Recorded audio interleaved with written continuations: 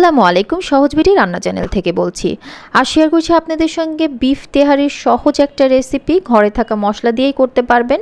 আশা করি সবার ভালো লাগবে। যদি ভালো লাগে তাহলে প্লিজ শেয়ার করবেন বন্ধুদের সঙ্গে। আমি এখানে হাফ কেজি চালের বিফ তেহারি করব। এর জন্য নিয়েছি 1 কেজি পরিমাণ গরুর মাংস। এটা হাড় চর্বি তেল চর্বি সহকারে নিয়েছি। আমি এখানে ছোট ছোট পিস করে নিচ্ছি। আপনারা চাইলে এর থেকেও ছোট করতে পারেন। তেহারিতে এর চেয়েও ছোট করে, আমি একটু বড় রেখেছি। এরপরে মাংসগুলোকে ধুয়ে পরিষ্কার করে নিব। এরপরে তেহারির জন্য একটা স্পেশাল মশলার দরকার হয়, যার জন্য নিয়েছি 10-12টা এলাচ, আধা চা চামচ পরিমাণ শাহি জিরা, আধা চা চামচ পরিমাণ গোলমরিচ, একটা বড় টুকরো জয়ত্রী, আর জয়ফল অর্ধেক, স্টার অ্যাসেন একটা, আর লবঙ্গ, দারচিনি। এরপর মশলাটাকে গুঁড়ো করে নিব।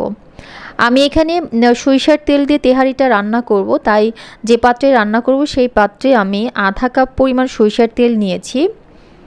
আধা কাপ পরিমাণ সরিষার তেল।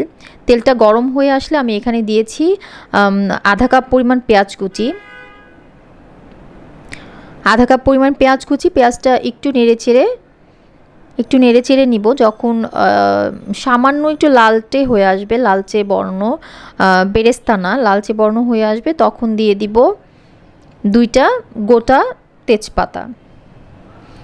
এরপরে দিয়ে দিব 1 টেবিল চামচ পরিমাণ রসুন বাটা, 1 টেবিল চামচ পরিমাণ আদা বাটা।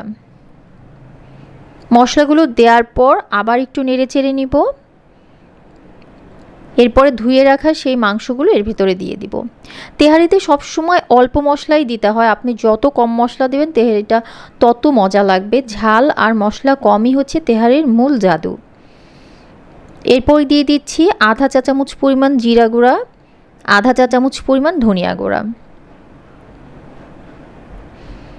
আর দিয়ে দিব 2 টেবিল চামচ পরিমাণ টক দই। টক দইটা অবশ্যই একটু নেড়ে চেড়ে নিতে হবে।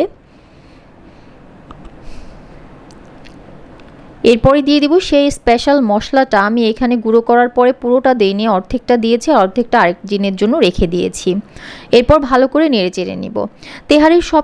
এভাবে তেহারি রান্না সবচাইতে সুবিধা হলো মেরিনেট করতে হয় না। মেরিনেট করার জন্য যে সময়টা লাগে, এই সময়টা বেঁচে যায়। এভাবে রান্না করলে খুব সহজে আপনারা বাড়িতে করতে পারবেন।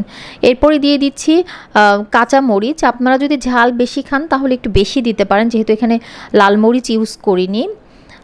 দিয়ে দিচ্ছি লবণ স্বাদ মতো। লবণ দেওয়ার পরে এখানে একটু পানি ছেড়ে দেবে। আমি পুরো রান্নাটা হাই হিটে করছি, পানি ছেড়ে দেবে, আপনারা দেখতেই পাচ্ছেন। আমি এখানে কোনো এক্সট্রা পানি দিব না।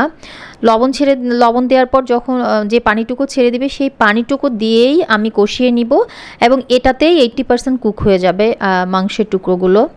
আমি একদম পুরো হাই হিটে রান্না করছি, যেহেতু তেল ছিল তাই তেল আর পানিতে খুব ভালোভাবে কষিয়ে নিয়েছি। আপনারা দেখতেই পাচ্ছেন এই পর্যায়ে খুব দারুণ একটা স্মেলও আসতে শুরু করেছে।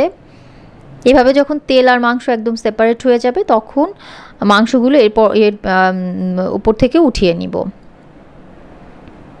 এরপরে আধা কেজি পরিমাণ চিনি গুঁড়া চাল আমি ধুয়ে পরিষ্কার করে পানি ঝরতে দিয়েছিলাম, সেই চালটা দিয়ে দিব। চালটা দেওয়ার পর নেড়ে চেড়ে ভালো করে ভেজে নিয়ে, এখানে আমি যেহেতু 2 পোয়া চাল নিয়েছিলাম, 2 পোয়া চালের জন্য আমি এখানে 4 পোয়া পানি দিব। গরম পানি, অবশ্যই ফুটন্ত গরম পানি। পানিটা দেওয়ার পর আবার একটু নেড়েচেড়ে সামান্য একটু লবণ দিয়ে দিব, আর দিয়ে দিব 2 টেবিল চামচ পরিমাণ গুঁড়ো দুধ।